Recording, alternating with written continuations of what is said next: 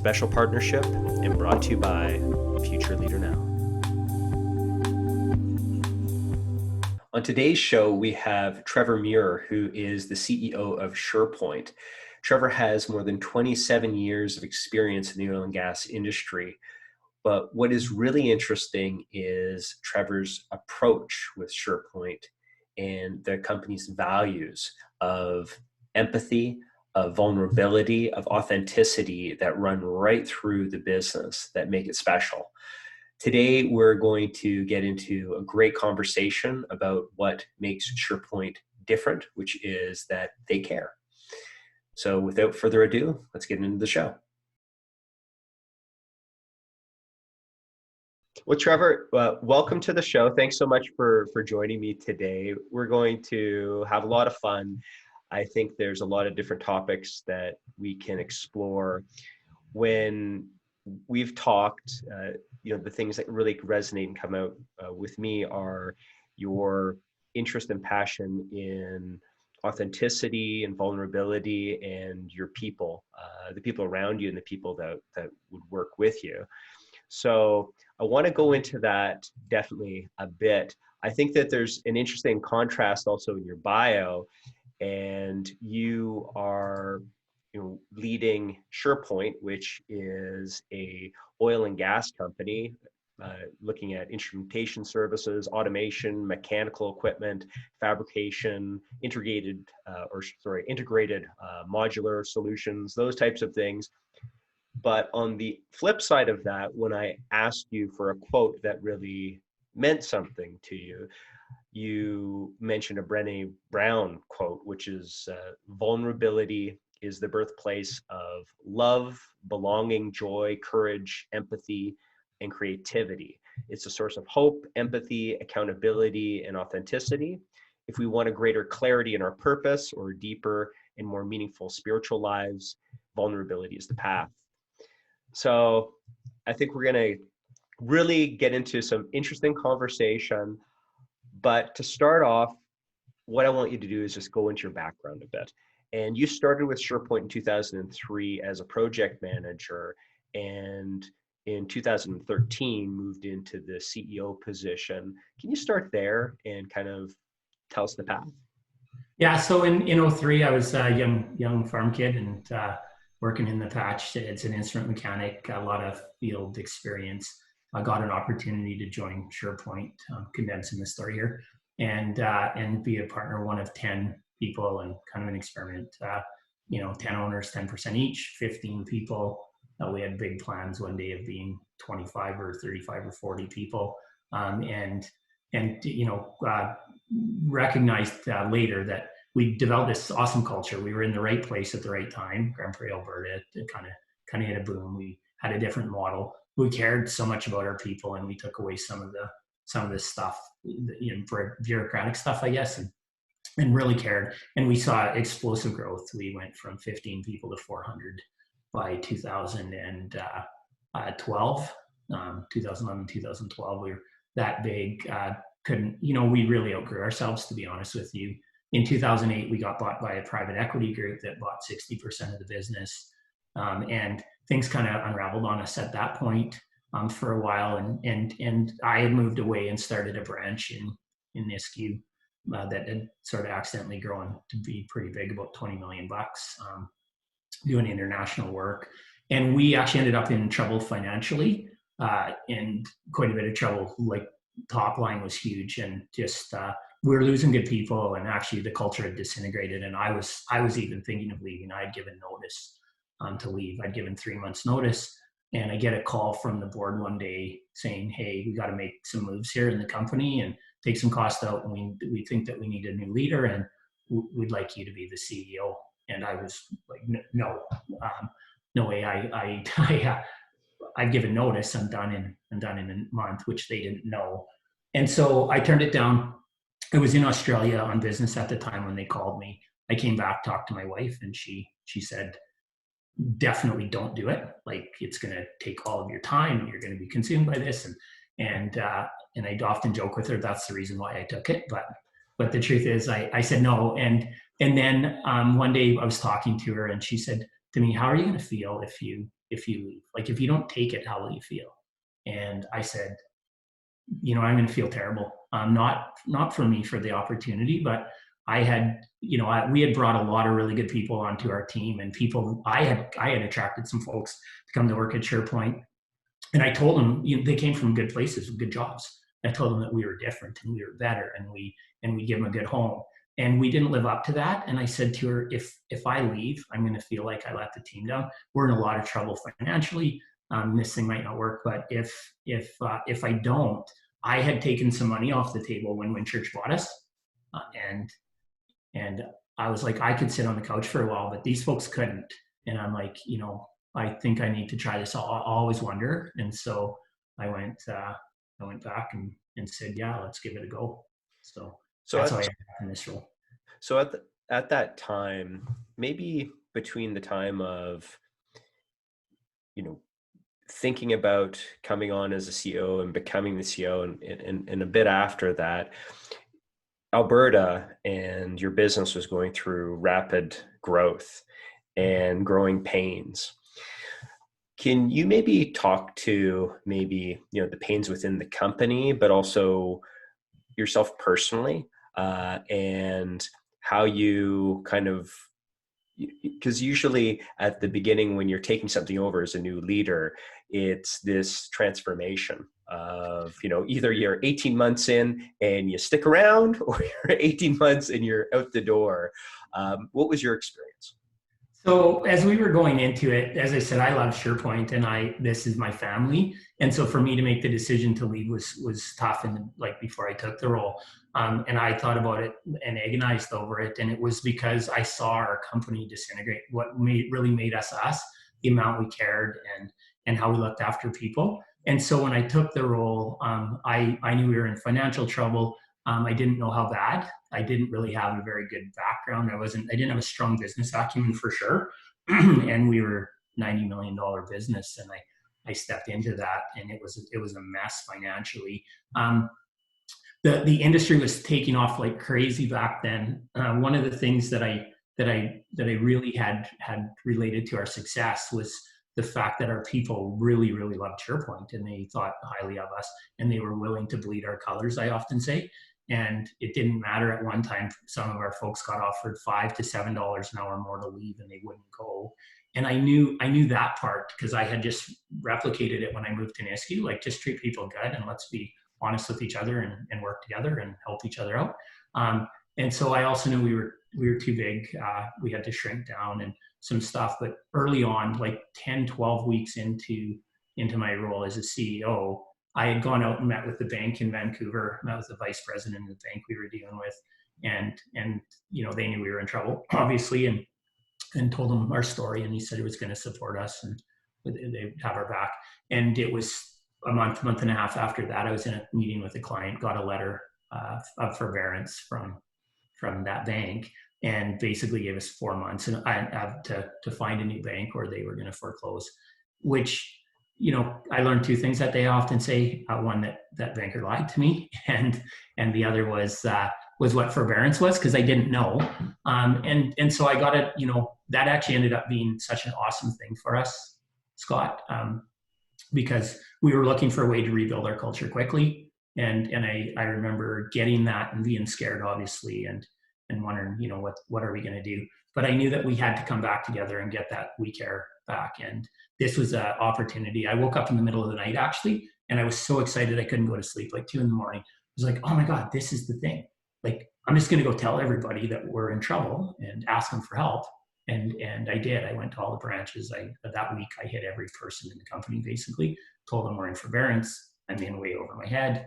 I'm sticking this out now. I decided to do this. I understand if you leave. 2013 was an interesting time in the market because it was really, really busy. Like, it was a time when companies were growing and we were actually forced to shrink.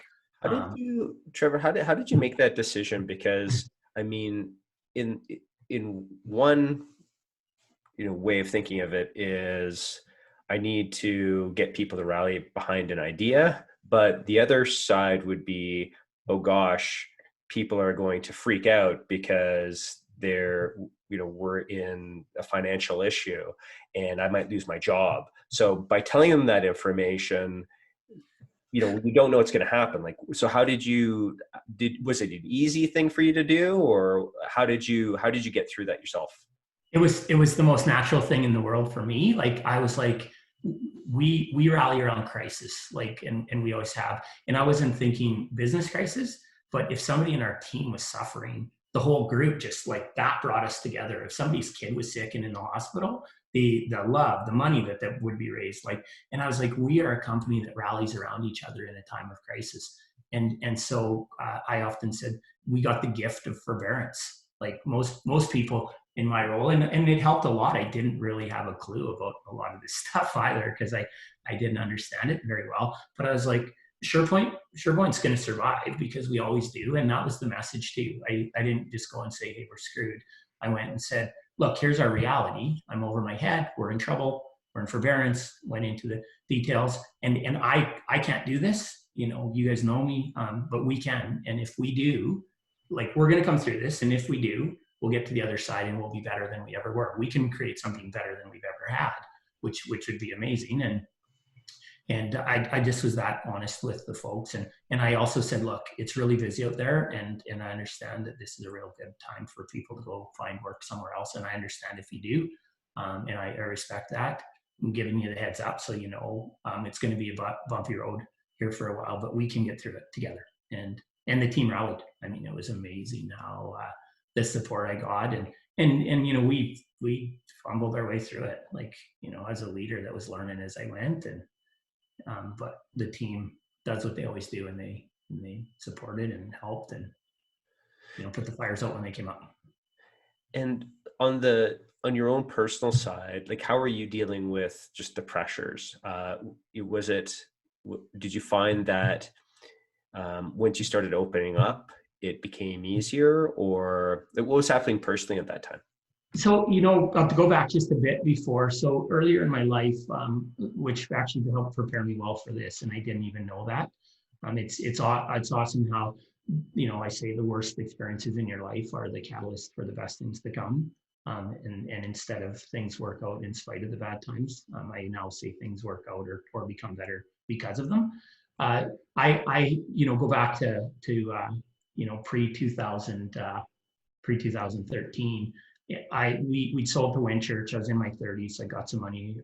I had all this awesome stuff, Scott, and my life, on the outside, and from the book, if you looked at all the stuff that I had, beautiful wife, great kid, loving family, great support network, friends, awesome company, good partners, big acreage, fancy sports car. I had all this stuff, and I was feeling terrible. I to the point where I woke up one day and was considering ending my life, and like really considering it. And I was so full of fear, and I was full of shame and guilt, and I didn't even really know why I was feeling some of this stuff. And I do the list. I read Tony Robbins, and I did the list, and I went through all this stuff, and it just made me feel more guilty because I was grateful. I could see that I had everything everybody thought they wanted, but I was feeling terrible. And that day changed my life. The day that I woke up and was serious considering it, I actually ended up reaching out for help. But this is the funny thing. So vulnerability and fear and all of this stuff was holding me back. Fear of vulnerability. And I remember having a conversation with myself that day and saying, okay, what would I tell a friend if he came to me and said, I have all this stuff, but I still feel this way? I'd say, go get some help. Go and see somebody. Like, you're awesome, you're good, your life is good, you're just going through something. There's help out there. And so I was like, oh, okay, well, tell myself that. So I actually was like, okay, I'm going to get help. So I typed in all the things I was feeling, pops up psychiatrist. It was like, oh my God, I'm not going to a psychiatrist. What would people think of me if they found out I went to a psychiatrist? They'd think I'm crazy. Well, I was crazy, not really. But so I typed in, I'm not going to a psychiatrist. So at that time in my life, here I am contemplating ending my life, and I'm still too afraid, and my ego's too big, and too afraid to be vulnerable enough to even go see a psychiatrist. So, as fate would have it, I typed in life. I can go to a life coach because coaches help you, and that's not crazy. And it turned out the life coach was a psychiatrist, and and helped me turn my life around. But for me to turn my life around, I had to start being honest about how I was feeling, and I had to start being vulnerable. And as scary as it was, once I started to, I saw how my life was improving. And then when I started to share my experiences with others sometimes, I started to realize that it helped them, and that they were, a lot of people were dealing with the same fears I was. And so I had a strong faith. When we went into 2013, I had a few years where I'd done a lot of work on myself and had a great support network. And I just never, I had stressful days and nights, and certainly learning as I went, but I never thought we would fail. It never once crossed my mind that Surepoint wouldn't succeed. I just, when things came up, I didn't know how sometimes, but I knew that, I just believed the team would do it, and they did. So. And when you're like going through, this, your own personal challenges, what were some of the fears that came up? Like, what was it? Was it the business pressure? Was it trying to balance business and family? Was it just not feeling like you were able to, do the things that you wanted? Like, what was it? So all of my stuff came from insecurity. I learned that I was pretty much afraid of everything, Scott. Like I was afraid of success, and I was afraid of failure. I often felt like I was lucky to be in the position I was in, and that things that happened to me, I always felt I was fortunate, but took it to an extent of, oh, I'm so lucky. I'm so lucky this happened, and I'm so lucky that happened. So I had a low self-esteem. The truth was I'd been struggling with some things for a while that I kept inside, and it was all to do with my emotions, really.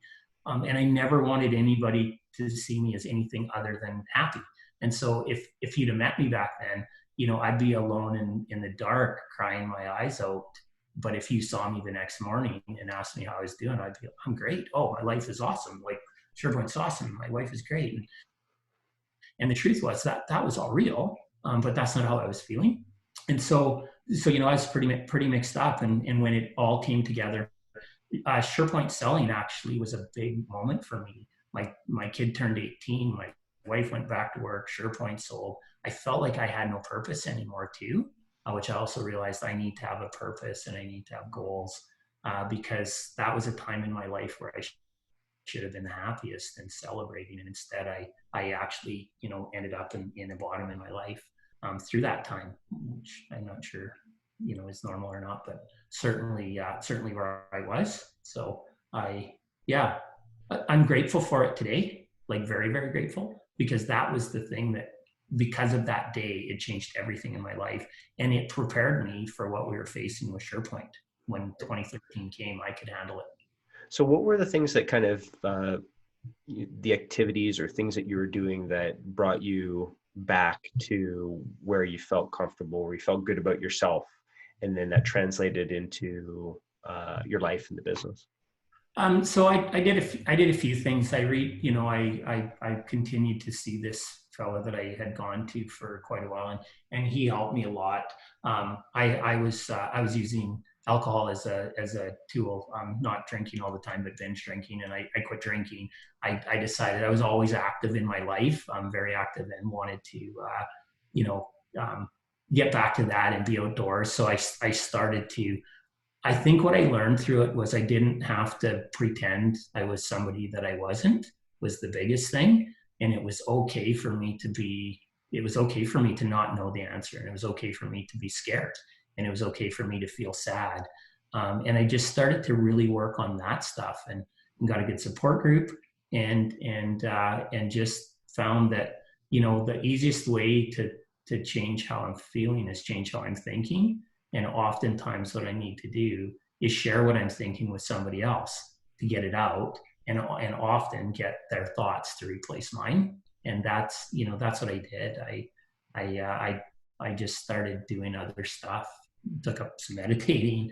I started to exercise, and just really focused on trying to be honest about how I was feeling and who I really was. So.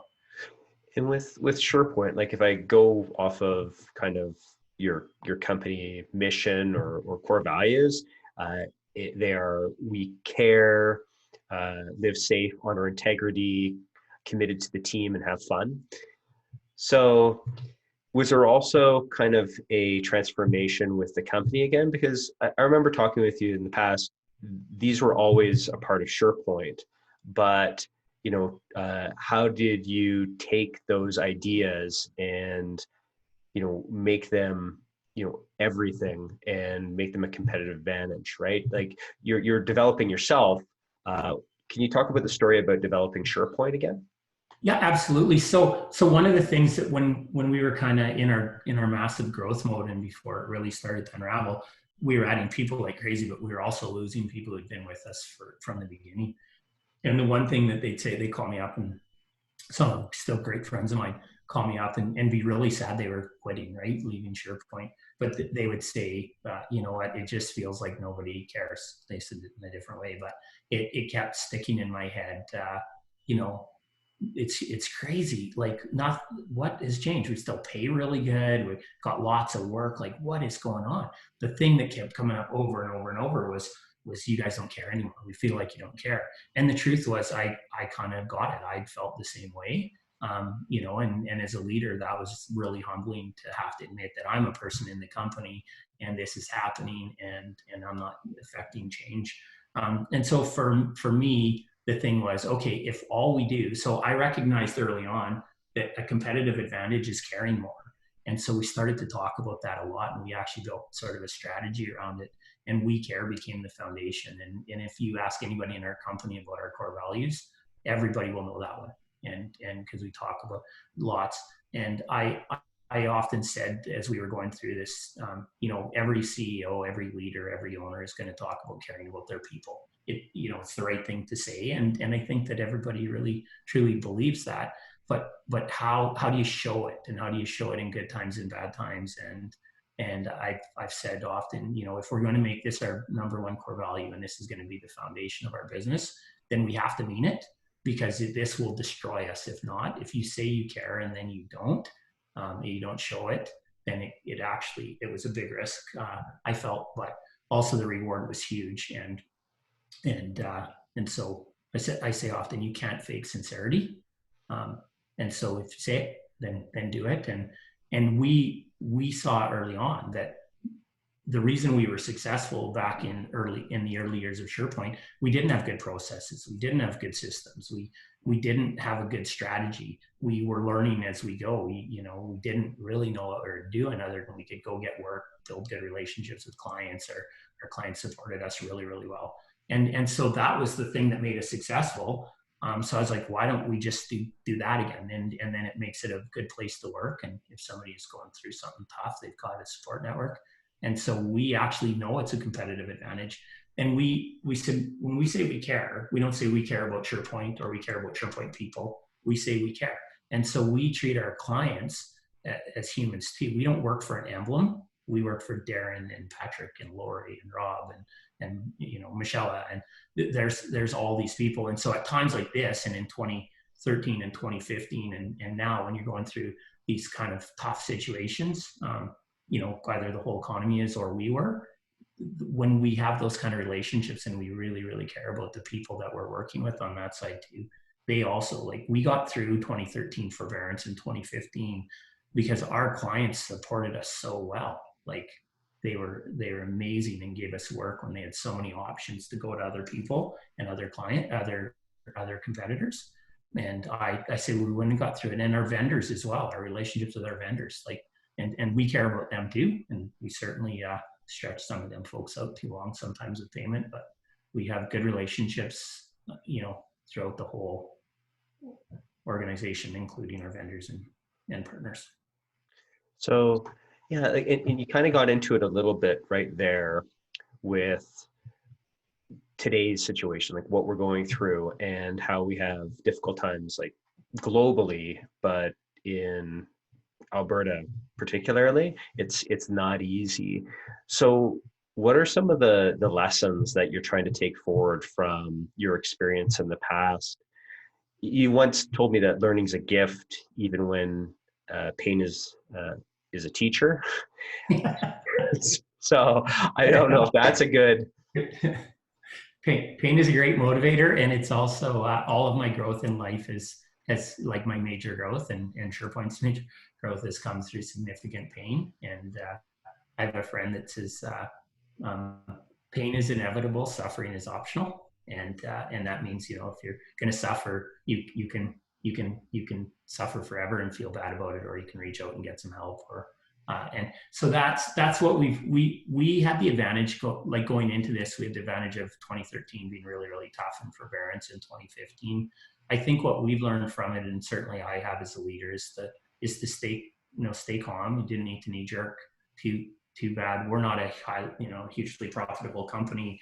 Make a bit of money, but it's certainly going into this and seeing the decline we were going to, we knew that it was going to be tough. But we also knew that, you know, we have a whole bunch of human beings working for us, and we have to be conscious and empathetic of the fact that they've got fears that they've never faced before. And so we were able to go and say, okay, well, some of the stuff we did in the past that was maybe a bit knee-jerk, we didn't have to do this time. We could be a little patient, and 1 week or 2 weeks wasn't going to change anything. And not for us as an organization, but it certainly might for an individual, if you can give them a couple more weeks of runway and let things normalize. So we did something really, really cool in our organization that I think was a bit different, and we've kept you know, all of our overhead people and almost all of our staff through this. Got some support from the government with the wage subsidy, but we use that in a different way. And so we were able to learn, you know, how dramatic this is on folks when these things happen, and you're letting somebody go. You know, if you got to cut back and reduce costs and restructure, that person has to go and tell somebody they lost their job. They got the fear of economic insecurity. There's an insecurity that comes with it. There's a shame that just happens, and it's not the person's fault. And we learned a lot about that stuff through the last two experiences. Also learned that just be super, super honest with your folks, and be super honest with your clients and your vendors, because they will help.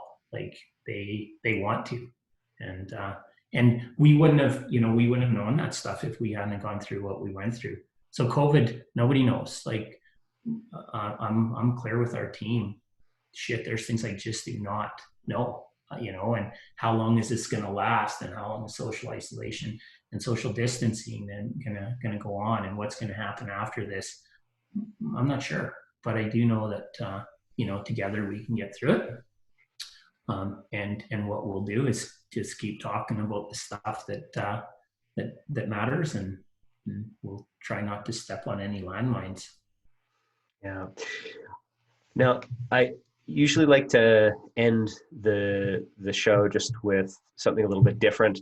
And I just want to say, there's something about authenticity and vulnerability. When I say that, what does that kind of key in your mind? So that's tough. When you read that quote to me, I actually got chills when you read the one that I had sent you. So for me, vulnerability, it still can be scary for me as well. I understand why people don't open up. There's a fear of being judged that's real, and I do this often with people. Like I'm pretty open.